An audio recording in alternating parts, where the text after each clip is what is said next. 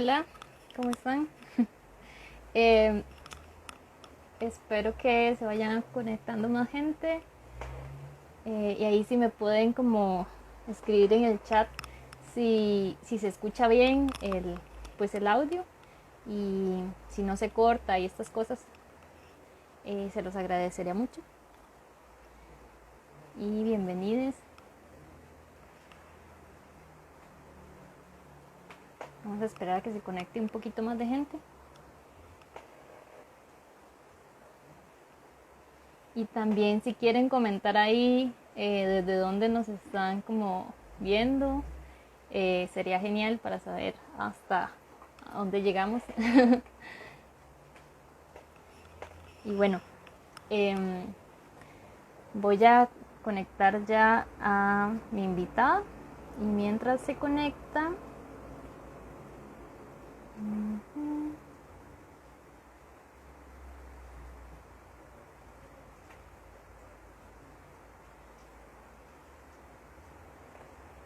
vamos a ver.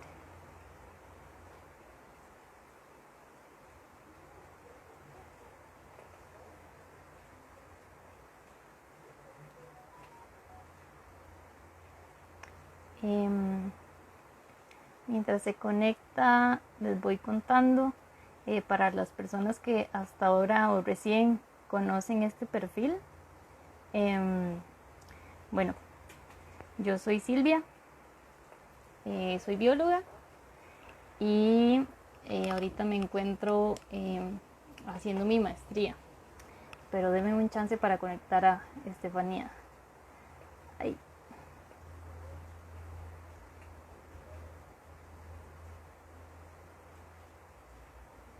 Hmm, Aquí no me sale. Vos podés como mandarme la solicitud para agregarte.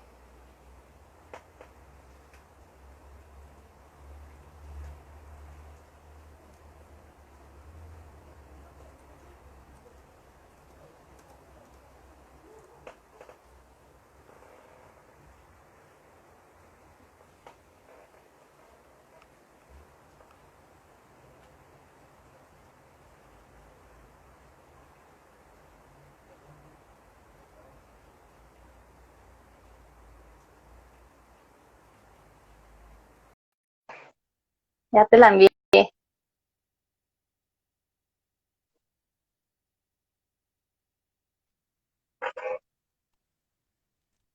Hola. Ahora sí. Sí. Hola, hola.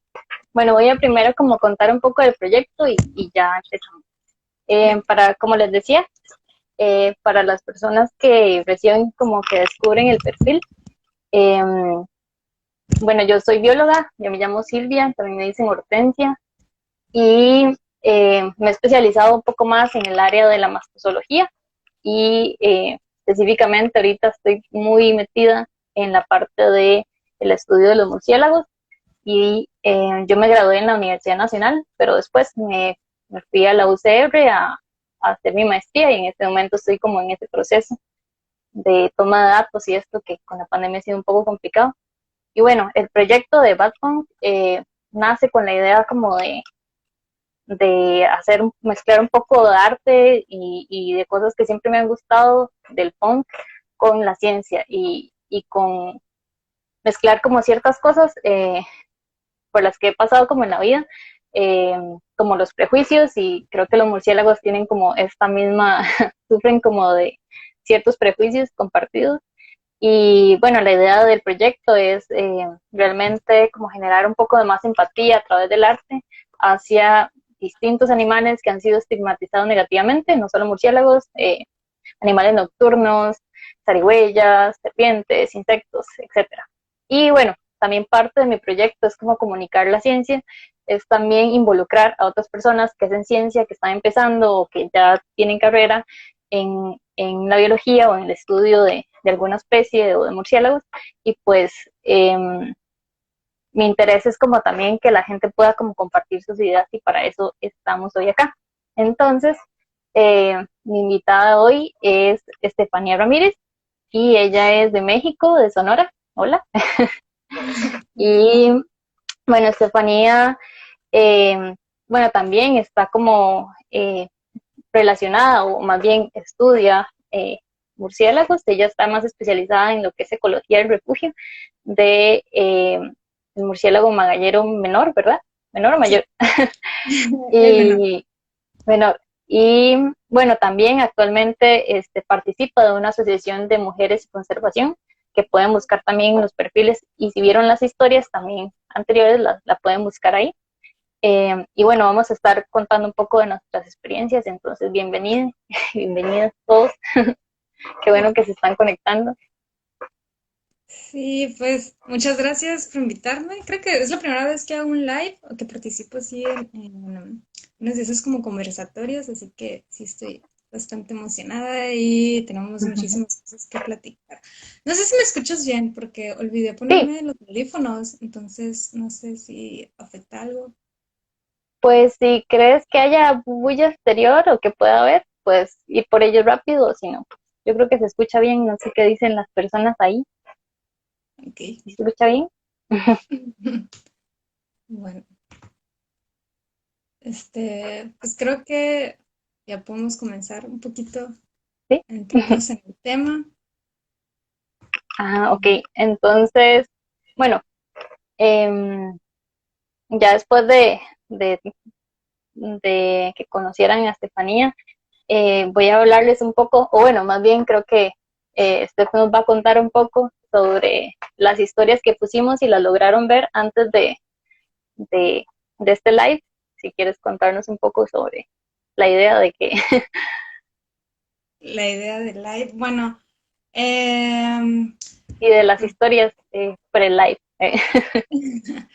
que pues esas historias las pusimos como para hablar un poquito sobre, bueno, que tuvieran una idea sobre el contexto, o sea, estamos en diferentes regiones y obviamente las especies también van a ser diferentes, ¿no? Yo estoy pues en Sonora, que es desierto, igual hay otros tipos de ecosistemas, también tenemos un poquito de selva, pero es muy diferente a la que hay en Costa Rica, o sea, nosotros tenemos un poco de selva baja, pero Costa Rica es totalmente diferente.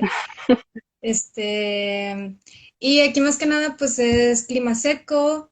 Tenemos una vegetación muy característica donde hay muchos cactus grandes, que son columnares, cactus columnares, y por lo mismo tenemos murciélagos de interés muy particular, como es Leptonicteris, con el que yo estuve trabajando, ¿no? Este es un murciélago, por ejemplo, se alimenta de las flores de los cactus, y por eso pusimos las imágenes del desierto, los cactus, las cuevas, y también quisimos hacer que se notara la diferencia entre estos dos sitios geográficos, ¿no?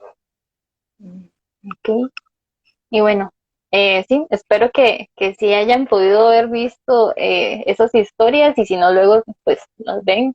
También compartimos un poco sobre eh, lo que es para la gente que es de afuera, ¿verdad? Eh, como algunos de los paisajes que yo normalmente, como con los que yo me topo cuando estoy en el campo y con la especie con la que yo estoy trabajando en este momento, que es Chiroptera tricolor. Entonces era como para que vieran la diversidad de cosas y como los extremos de cosas que nos podemos encontrar con los murciélagos en esta plática. Entonces, pues ya como para ir empezando más, metiéndonos más en el Murcimix, ¿qué vamos a hablar acá? Pues esperen que vamos a tener generalidad de Murci. Si tienen preguntas generales de murciélagos, pueden hacérnoslas de una vez, ahí como en el chat, y luego como las retomamos. También vamos a hablar un poco de, bueno, historia de vida de los murciélagos, la ecología y la importancia de los refugios, que eso es como nuestro tema fuerte de hoy. Eh, y bueno, las amenazas relacionadas también con los refugios, las amenazas en general de los murciélagos y también al final queremos como contestar preguntas relacionadas a los temas que hemos traído para ustedes.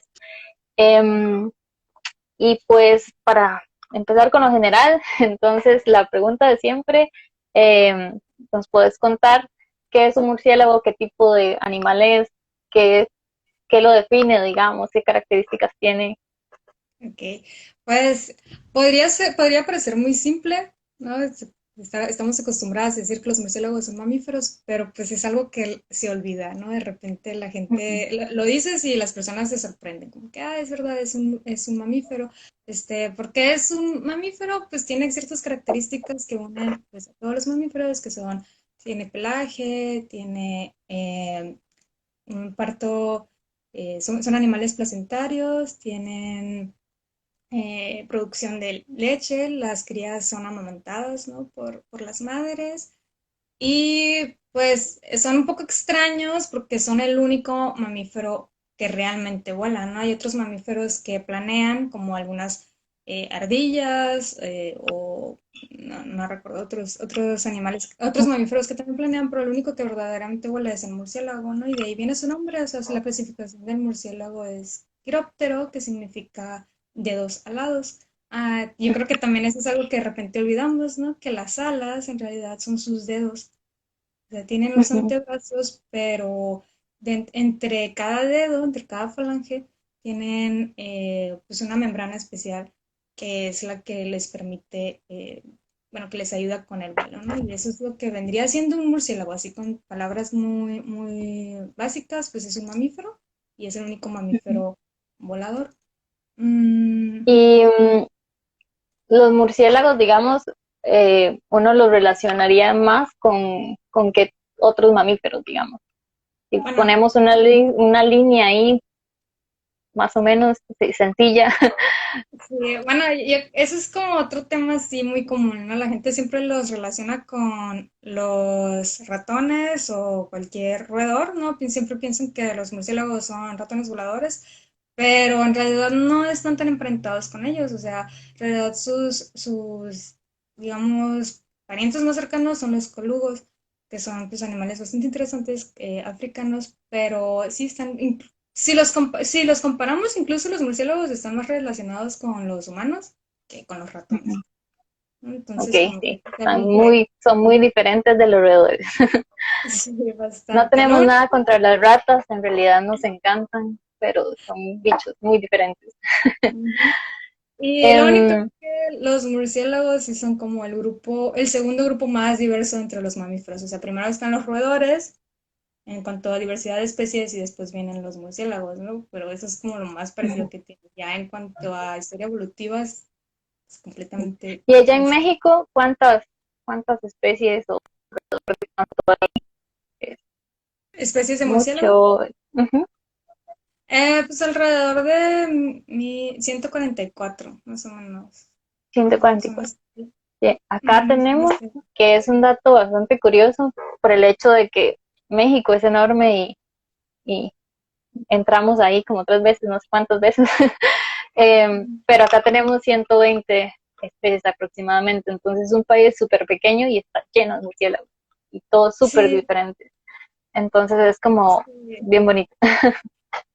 Sí, también acá pasa, por ejemplo, en Sonora tenemos alrededor de 44 especies y creo que en Estados Unidos tienen algo así también, como en todo el país, el número de especies es algo así como 48 o algo. Entonces, No, sí, sí, no importa el tamaño del país, no, eso no significa que ujú, vaya a haber más riqueza de especies, ¿no? Hay otros factores ujú. que están involucrados, pero sí es bastante interesante, ¿no? En México son más o menos 144 y en Sonora 44. Es chiva.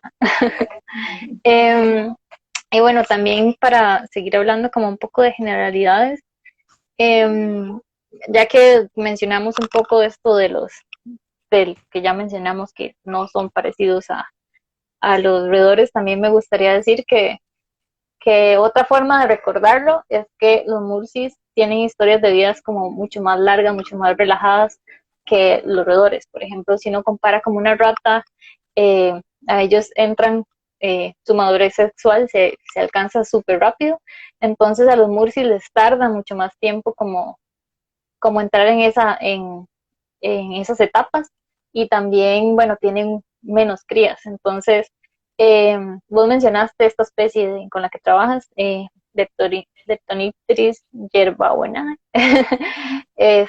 ¿Cuántas crías tiene este murci? Lo por tiro, común es digamos. que, sí, lo común es que tengan solamente una cría.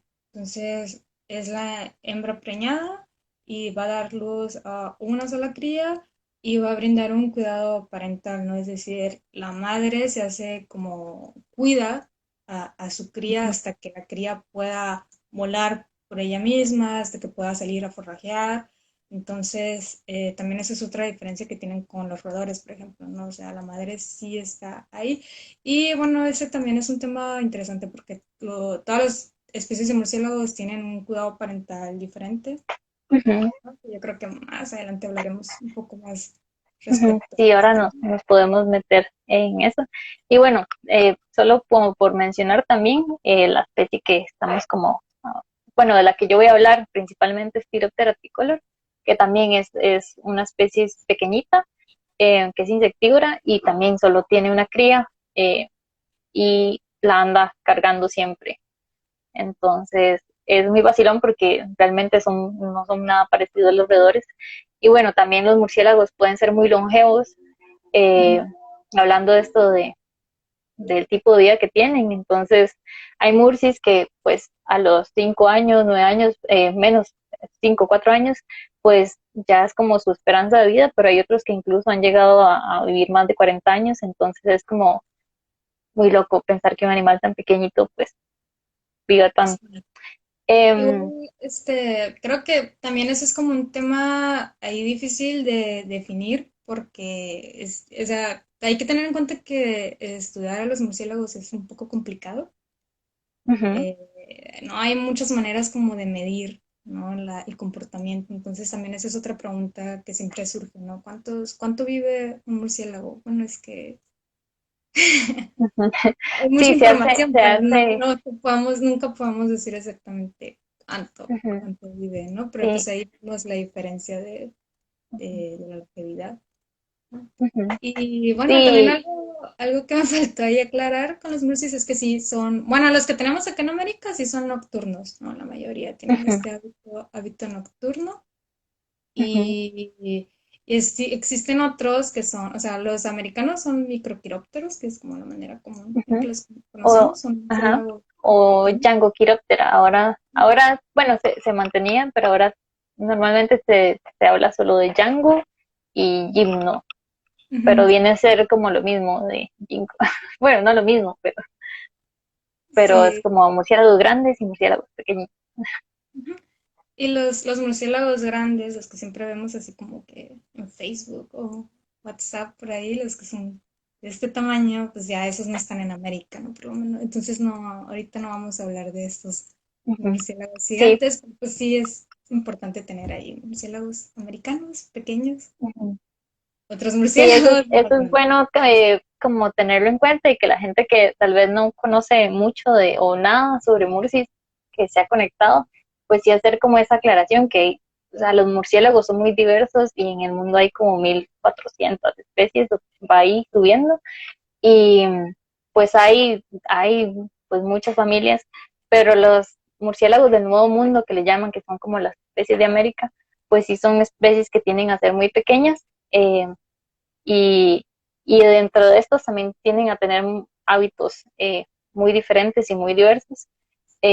Y por lo general, pues también utilizan la ecolocalización, eh, en comparación con otras especies que utilizan otro tipo de vocalizaciones como clic para ubicarse. Entonces ya empecé a hablar yo de ecolocalización, no sé si vamos ahí o me Eh, meto ahí o no. Horrible. Vamos a hablar Em, de ecolocalización. Bueno, mucha gente, bueno, una de las preguntas que nos enviaron era sobre cómo los murciélagos pues se ubicaban o cómo hacían para ver de noche. Entonces siempre se ha creído que los murciélagos eh, son ciegos o es como lo que se ha repetido por mucho tiempo. No habían herramientas también para poder como entender cómo los murciélagos se ubicaban en la noche. Y ya después, bueno, fue posible primero entender que los murciélagos tienen otros sentidos como mucho más, como que sus filtros sensoriales son muy amplios y realmente nos dejan botados a los humanos. Entonces, em, para ubicarse en la noche, no necesariamente es que, o sea, los murciélagos pueden ver, pero el sentido que utilizan para ubicarse, pues es otro. Entonces, los murciélagos lo que usan es la ecolocalización, y cuando uno habla de ecolocalización, lo que quiere decir es que son sonidos que se emiten, eh, y son sonidos que son ultrasónicos y son producidos eh, para que reboten en superficies. Entonces, los murciélagos o otros animales que también ecolocalizan, como las ballenas y musarañas, lo que hacen es que emiten estos sonidos, que son ultrasonidos, Ujú. y chocan y ellos reciben pues las ondas de sus propios ecos. Entonces, con esto ellos pueden determinar pues dónde están los objetos, pueden como no sé si en México se utiliza esto, pero capearse como obstáculos, o sea, como quitarse, Ujú. Sí, sí. navegar, digamos, en el espacio. Sí. Y Y también, bueno, esa es ujú, una forma, esa es una forma también que tienen para evitar como chocar, ¿no? Con las ujú, personas, porque también es algo como común en las creencias que piensan que un murciélago va a venir hacia ti, se te va a enredar en el pelo, va a chocar, entonces pues es bien difícil que pase eso, por lo mismo que estás diciendo, ¿no? De la ujú, ecolocalización. O sea, un murciélago tiene un vuelo muy errático en apariencia, porque a diferencia de las aves que siguen como una trayectoria, los murciélagos ujú, parece que siempre están dudando, ¿no? Siempre están volando como ujú. por aquí y por allá. Pero Pero eso vamos es... a ver que no siempre pasa. Ah, Interesante. eh, sí, esto de la colocalización es como un superpoder, creo yo, que tienen los murcis, porque, Ujú, bueno, uno les permiten como esto, ubicarse y navegar así tan rápido, cambiar de dirección en cuestión de segundos, de milésimas de segundos. Entonces son como muy ágiles y ellos utilizan la ecolocalización, bueno, para navegar, para detectar presas, incluso la ecolocalización cambia cuando ellos están haciendo intentos de forrajear. Entonces, yo hablaba de ultrasonidos y tal vez debería como explicarlo. Un ultrasonido son sonidos que tienen frecuencias eh, muy altas en relación a lo que nosotros podemos eh, oír, y son por arriba de 20.000 Hz. Eh, Entonces, nosotros no podemos escuchar la ecolocalización, sin embargo, también hay vocalizaciones eh, que sí, nosotros sí podemos pues escuchar. Pero además, los murciélagos utilizan la ecolocalización y llamados o vocalizaciones sociales que también están relacionadas a otros ámbitos, que no necesariamente es la alimentación, sino la comunicación. Y entonces, esa comunicación puede ser para atraer eh, eh, una potencial pareja, o ujú. también tiene que ver con el cuidado parental, como mencionabas antes. Eh, También hay especies que tienen ciertos vocalizaciones que son especializadas para el llamado de sus crías. Ujú. No sé si quieres Sí. como ahí agregar o preguntar algo, o si hay Bueno, es preguntas, que voy a fijarme.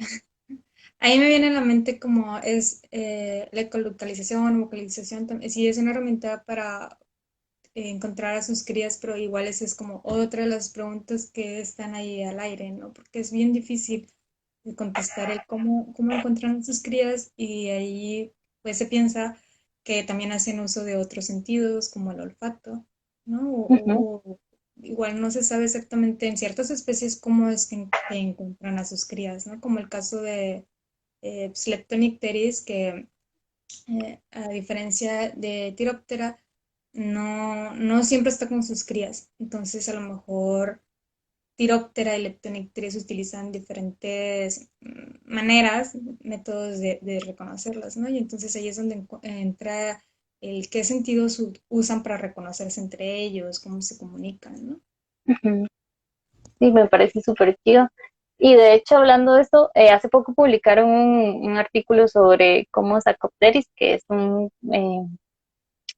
embalonúrido, eh, bueno, una especie de estos embalonúridos que tienen así como unas llamadas como para la crianza, con que es solo para sus crías, entonces está como bien bonito. No me lo he leído, pero tiro ahí para que también lo usen y yo me lo voy a leer también. Y bueno, también hablando un poco de colocalización ya en otros aspectos, o más bien de los sonidos o las vocalizaciones de los murciélagos, pues también tienen funciones de cómo comunicarse entre grupos. Entonces, por ejemplo, Pteroptera tricolor, que es esta especie de murci ventosas que les hablo, pues Pteroptera tiene todo un sistema de comunicación porque es una especie social y ese sistema de comunicación está relacionado con los refugios. Entonces, es un sistema enorme en el que interviene el refugio que le sirve como eh, un cuerno de amplificación de sonido, pero también entre ellos tienen señales de grupos, digamos, un grupo tiene como sus señales específicas y entre ellos pueden discernir otros individuos o pueden discernir sobre los individuos de su propio grupo. Entonces eso les permite como llegar eh, eh, prontamente a un refugio, volar más cohesivos. Entonces es como muy, muy chido porque o sea, son muchísimos los murciélagos, entonces queda mucho como por investigar en esa área. Tiroptera es una especie que ha sido bastante investigada acá en Costa Rica por Gloriana Chaverri.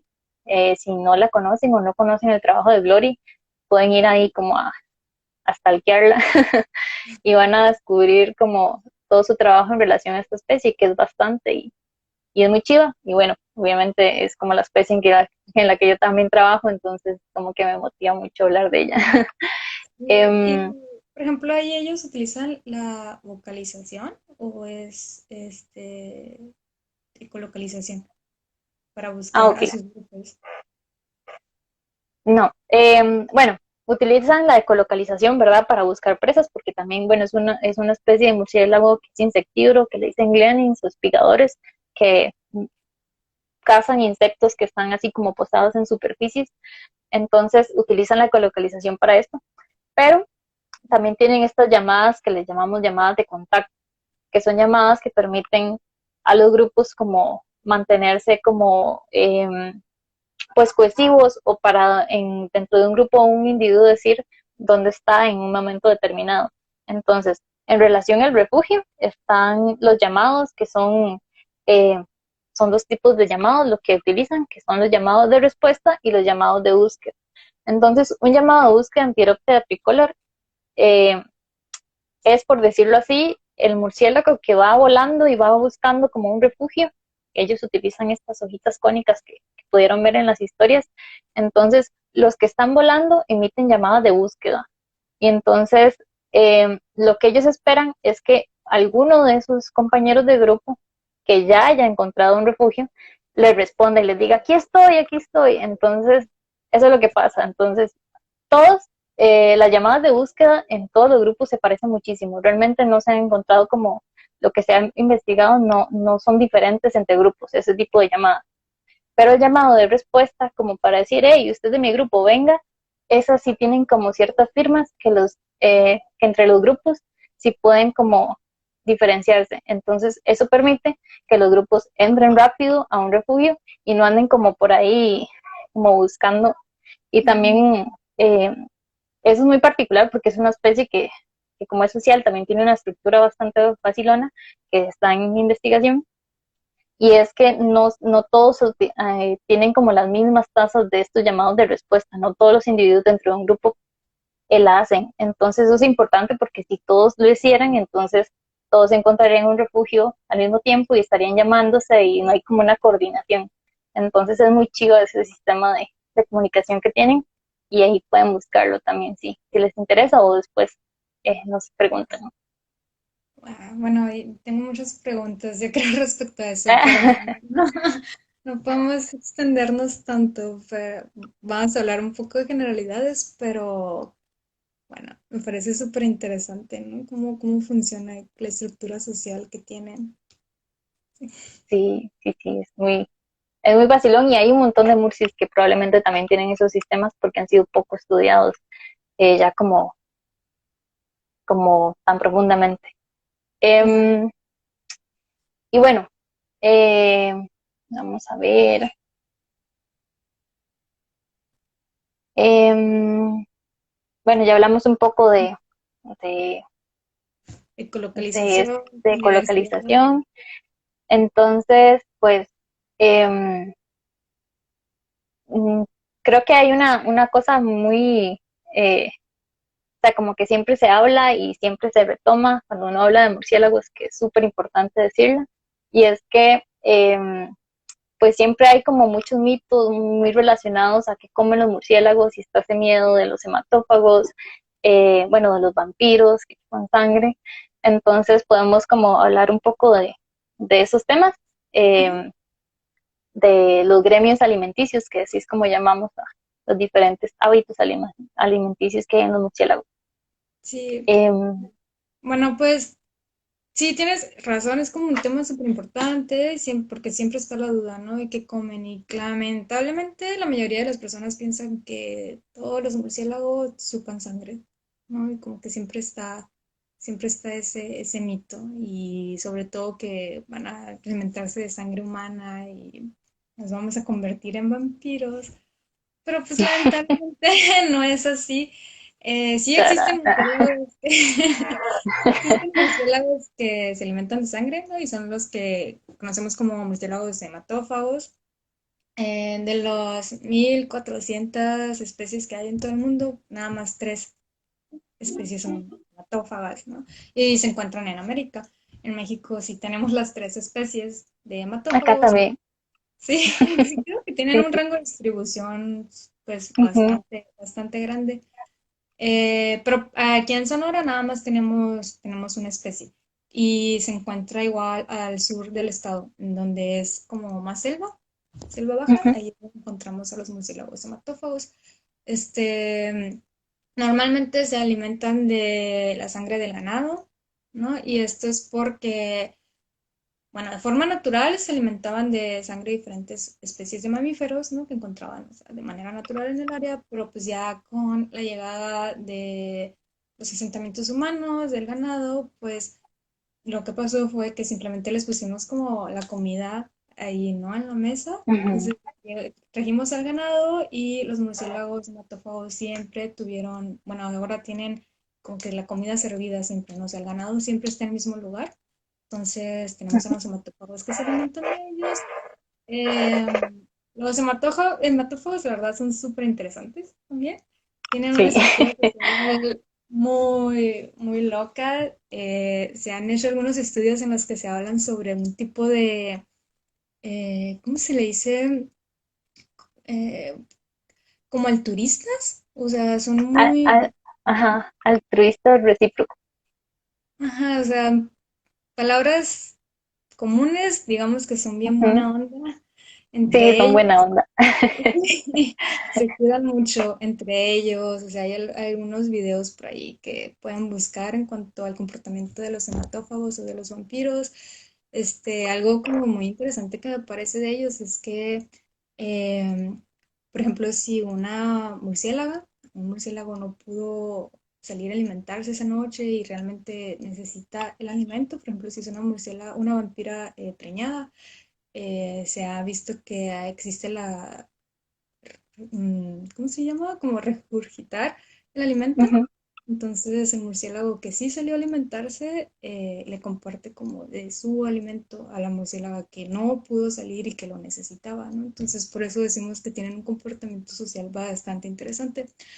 Lamentablemente, como se alimentan de sangre y existen las películas y las novelas, pues se les hizo una mala fama, ¿no? Y todos tenemos miedo a los murciélagos, pero pues creo que el punto importante ahí es que solamente existen tres especies y se alimentan del ganado, ¿no?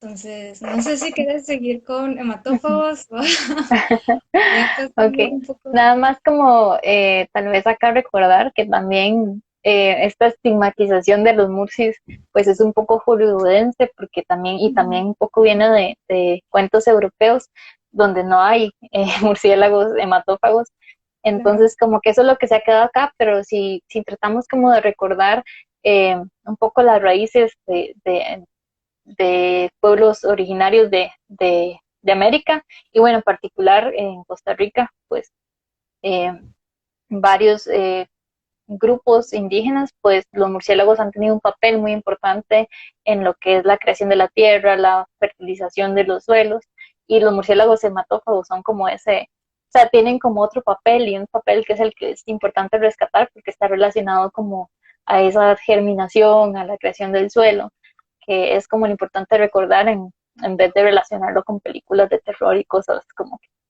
no generan más que miedo.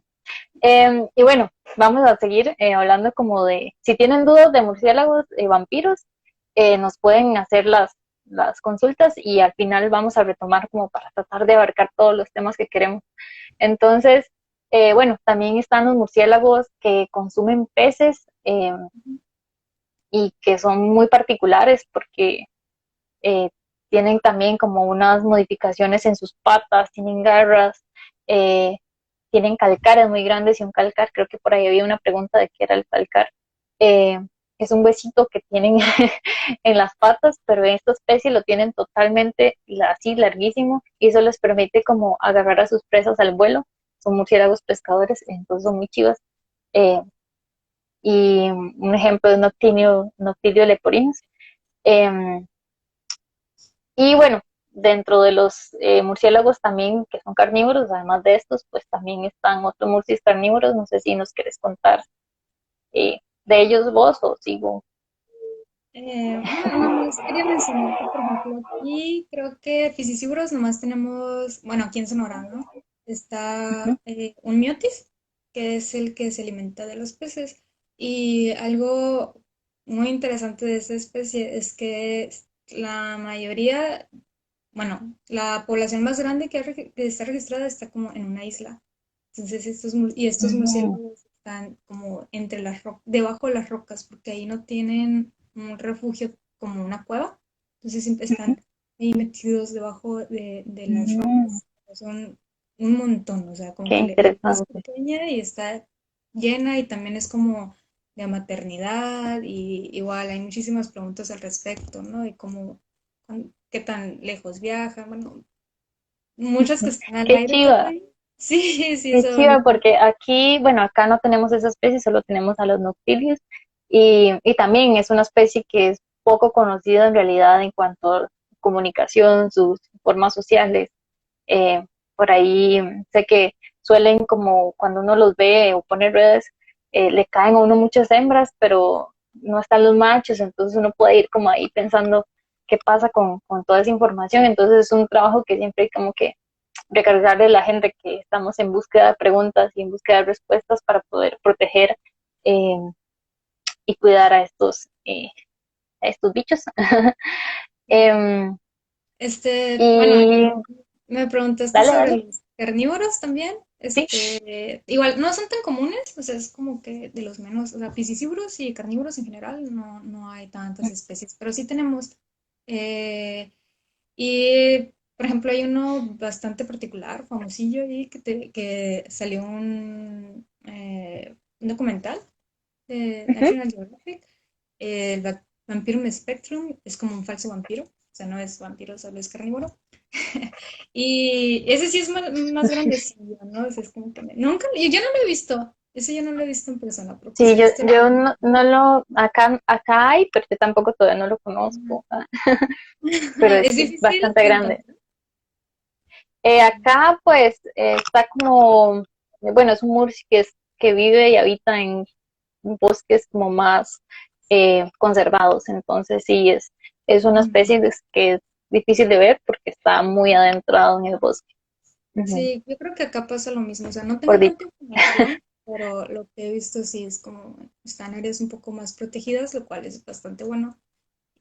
Pero pues no lo he visto, pero sí me encantaría conocerlos y pues esta la función digamos, la función sería como, pues es un excelente controlador de plagas, ¿no? Se alimentan igual de pequeños anfibios como ranas, este, y sonará un poco loco, pero también se alimentan de otros murciélagos, son, son murciélagos que Sí, pueden yo creo alimentarse. que es como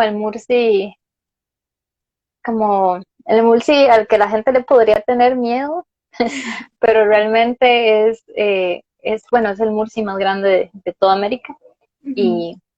y y es bastante grande, eh, pero sí, es un Murci que todavía hay pues mucho campo para investigar ahí. También están otros Murcis, como los que mencionas, que, bueno, que también consumen ranas y otras cosas, como Traco. em, y bueno, no sé si seguimos con otros gremios o... Sí, vamos a pasar a otros tipos de alimentación. Por ejemplo, tenemos a los murciélagos nectarívoros, que es más que el murciélago que yo estudié, Leptonicteris, bueno, es nectarívoro y frugívoro, es decir, se alimenta del néctar de las flores. eh, por ejemplo, aquí vienen porque buscan a las cactáceas, ¿no? Las flores de los cactus, ¿no?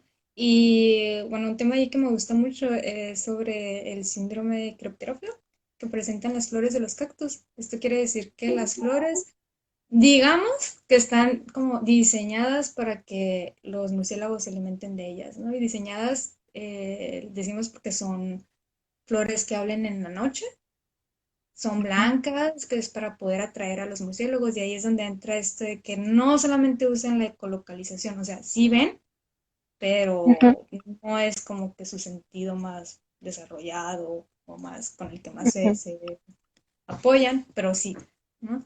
Eh, y bueno, es lo que hacen es, por ejemplo, los leptonípteris tienen un rostro alargado y una ujú, lengua muy larga también, que eso es como, ahí es donde entra esta cooperación, digamos, entre la flor y el murciélago, ¿no? Polinizador, que pues, llega a la flor, mete su cara, su nariz en la flor y su lengua larga y ahí es cuando se empieza a alimentar de néctar.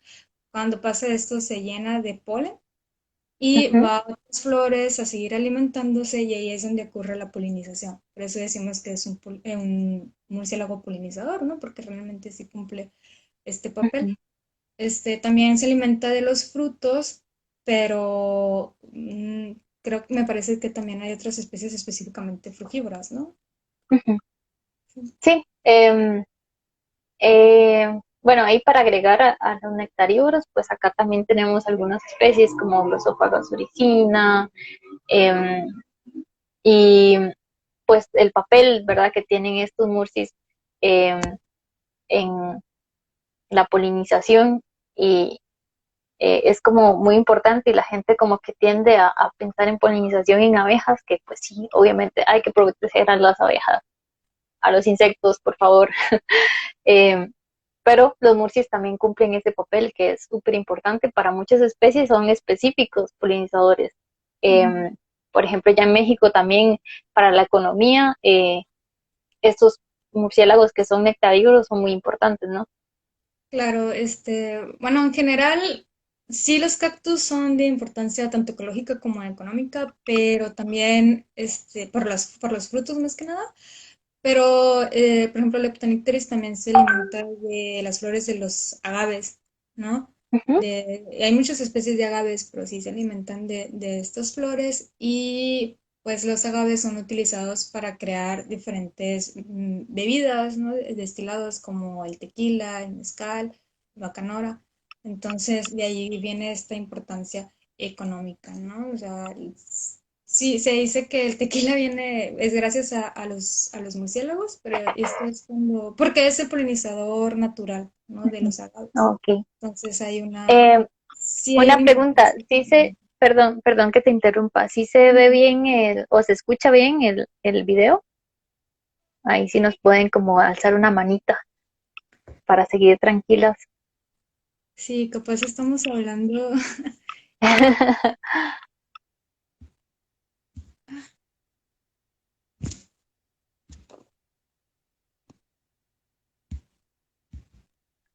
Pues yo creo que, pues yo veo a ver manitas. si nos echan una mano, si se escucha bien, nos podrían comentar ahí. Eh, Sí, parece que mm, sí. sí. Es que a mí no me llegan manitas. Me escribieron como que se ve un poco cortado, pero bueno, no sé. Em, Creo que tu bueno, cámara perdón, se ve un poco abajo. ok. Bueno, yo la veo abajo, pero no Pero sé no si. como cortada, pues, de, poquito. pixeleada, pues, ¿no? Ah, no. Ok, entonces eso no importa. Bueno, perdón por interrumpirte, estabas hablando como la importancia que tenían como estos murciélagos nectarívoros para lo que es la polinización de algunas especies de importancia como comercial, porque se producen licores con ellos, Ujú. como el tequila, Tequila, mezcal, ok, mezcal, bacanora. qué rico. Esos, eh, hay diferentes especies de agaves, ¿no? Dependiendo también de la región. Ujú, Entonces, dependiendo del agave, pues se encuentran diferentes destilados. Por ejemplo, el tequila, supongo que es como el más común, más famoso a nivel mundial, en cuanto ujú. a destilados del agave. Pero, por ejemplo, aquí en Sonora tenemos el bacanora, que es como lo mismo, pero otra especie de agaves, ¿no? Y de ahí pues, la importancia económica. Ok. Em, bueno, y también para seguir hablando un poco de servicios ecosistémicos, también Ujú, tenemos a los murcis que son frugívoros, que son dispersores de semillas. Y estos bichos son súper importantes. Hay unas especies que son muy comunes y que para los que estudiamos murciélagos, cuando se ponen redes, es como, ay, ya salió este otra vez porque es muy común. Pero realmente estos murcis son muy importantes, es como Artivedus yamahensis. Em, También tenemos esturniras, carolias, el murciélaguito este blanco, Ectopila alba, que come específicamente ciertos higos. ujú, Entonces, em, pues estos murcis que son frugívoros son muy importantes porque, pues, como ellos vuelan largas distancias, tienen esa capacidad de ir dejando las semillitas eh, y son súper importantes en los ecosistemas urbanos. Yo creo que mucha gente a veces se asusta cuando ve por ahí un murciélago eh, en la ciudad, bueno, acá, ciudad que tenemos, ¿verdad? Que es una ciudad pequeña en sentido, pero ujú, sí hay mucha deforestación. Y la gente es como que ve un murci, es como que se asusta, como, ¿usted qué está haciendo aquí? Pero realmente siempre están aquí y necesitamos que sigan estando en las ciudades, porque son los que mantienen también y ayudan a mantener, pues, eh, al igual que las aves, pues estos remanentes de bosque eh, ujú. dentro de las ciudades. Entonces son súper importantes. Y bueno, porque también mantienen como esta variabilidad genética y ayudan, tienen como papeles ahí intrínsecos en la variabilidad genética pues, de las plantas. Y bueno, Ujú. también tenemos a los murcis insectívoros, que esos también son muy importantes. eh, y no sé si querés vos como comentarnos. Bueno, si tenemos a los insectívoros, Ujú, yo creo que son los más comunes, ¿no? Bueno, donde hay mayor diversidad de especies y, bueno, pueden comerse, yo creo que pueden alimentarse de su peso en insectos, algunas especies, entonces ujú, quiere decir que si salen una noche y la cantidad de insectos que consumen es muy grande, entonces de ahí viene como su importancia en el ecosistema porque también son controladores de plagas ujú, naturales, ¿no? O sea, se alimentan de diferentes insectos, pero pues ahí van, por ejemplo, los mosquitos, que son vectores de enfermedades de los humanos, también son importantes en el control de plagas en los cultivos. Entonces, como son naturales, ya nos ayudan a no utilizar tantos controladores, tantos químicos, ¿no? Y tantas pues, cosas que ujú, ya no son naturales en los cultivos, ¿no? Y que nos ujú. dañan un poco. Y no sé, es que también hay muchísimas cosas ahí, ¿no? En cuanto a los murciélagos, la colonia más grande de murciélagos insectívoros, por ejemplo, está en Texas, ¿no? Kraken Cave, Ujú, y es una colonia, no tengo el número de individuos, pero son cientos de miles de murciélagos que salen cada noche a ujú, alimentarse de insectos, ¿no? Entonces, pues de ahí su importancia. Y algo que a mí me pareció curioso y que recordé ahorita que estabas hablando de Artibeus es como las diferencias físicas entre cada especie de murciélago, porque yo al Artibeus pues lo conocí un poco después del Leptonicteris y son totalmente ujú. diferentes, ¿no? Como les mencioné, por ejemplo, el Sí, Leptonicteris tiene como que la trompa así alargada, orejas más pequeñas, tiene un triangulito en la nariz que es conocido como la hoja nasal. Y los Artibeus que son frugívoros, pues son totalmente diferentes, son mucho más grandes y tienen unos colmillos como que mucho más grandes que a lo mejor podría dar un poco más de miedo, pero en realidad es porque necesitan como atrapar la fruta, ¿no? O sea, necesitan Ujú. tomarla y llevarla, entonces por eso los colmillos, ¿no? Y eso no pasa en los nectarívoros, tampoco pasa en los insectívoros, o sea, los insectívoros normalmente van a tener unas orejas más grandes y no necesitan tener la cara Una alargada. mordida tan fuerte. Sí, Ujú. ni la mordida ni como que esta alargación, ¿no? El rostro. Ujú. Ujú. Entonces, como que eso es algo también, pues, que a mí me gusta y se me hace bastante interesante, ¿no? Que las diferencias físicas entre los murciélagos dependiendo de sus hábitos alimenticios. No sé si quieras agregar algo más ahí sobre los Em, insectívoros. Sobre los insectívoros, pues nada, que deberíamos empezar a cambiar nuestras prácticas agrícolas, pero eso es un tema que vamos a dar como un toque al final, que reconectamos ahí. Recuérdense en que los murciélagos tienen eh, una aptitud para hacer cosas súper chivas y la naturaleza es sabia y deberíamos dejar de prescindir de un montón de cosas y químicos que realmente siguen como empobreciendo con la naturaleza a nivel mundial. Pero ahorita vamos a retomar eso y vamos a hablar un poco eh, ya como de refugios. Entonces, ¿dónde duermen los murciélagos? Entonces, aquí en esta parte tal vez vamos a hablar un poco desde las perspectivas de las especies con las que hemos trabajado, tal vez unos ejemplos generales, pero entonces, ¿dónde duermen los murciélagos? Pues eso se contesta con los refugios. Y entonces, Ujú. para definir un poco qué es un refugio para un murciélago en general, pues es una estructura, sea natural o artificial, donde ellos pues permanecen parte de su vida. Entonces, los refugios para los murciélagos son súper importantes, porque los murciélagos pasan si no más de la mitad de sus vidas dentro de estos refugios. Y no es como que solo están ahí durmiendo y ya se levantan a comer. A veces sí, pero a veces no. Entonces, ¿por qué son tan importantes los refugios en relación a todo lo que hemos hablado, como servicios ecosistémicos y todo eso? Bueno, resulta que dentro de los refugios los murciélagos eh, hacen un montón de cosas, pero además los refugios les brindan protección anti, ¿verdad? Antidepredación Ujú. y también ante climas adversos, lluvia, sol, también los murcis, pues eh, ellos tienen como, se tienden a enfriarse más rápidamente, ¿verdad? Y sus tasas también de metabólicas son muy altas porque volar implica costos energéticos y bueno, también pierden temperatura como muy rápido, entonces los refugios los ayudan a ellos a mantenerse también calientitos. Pero dentro de estos refugios se dan interacciones, entonces se dan interacciones que tienen que ver con comportamiento, con historia, bueno, con la crianza de sus crías, con alimentación, con reproducción. Entonces, dentro de un refugio, los murciélagos pueden, eh, pues, tener estas interacciones de tipo eh, reproductivo, pueden aparearse dentro de los refugios, también tienen a veces las crías dentro del, depende de los murciélagos, ¿verdad? Porque ya hablamos que son muy, muy diversos, pues tienen a sus crías ahí, ahí se da la lactancia de las crías, ¿verdad? Necesitan lugares seguros donde eh, tener como sitios donde amamantar a sus crías. Ya vimos que algunos, pues, eh, dejan a sus crías en los refugios, entonces les permite a las otras, a las hembras salir a alimentarse, o bien los llevan.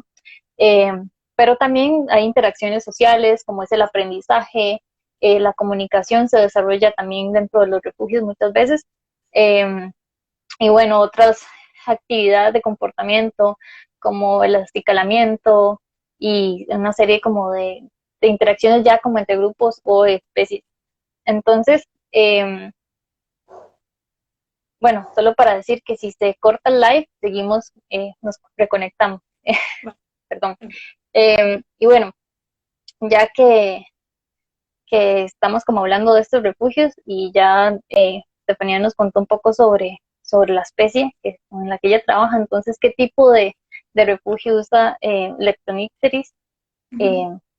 y qué generalidades o qué nos puedes contar de eso.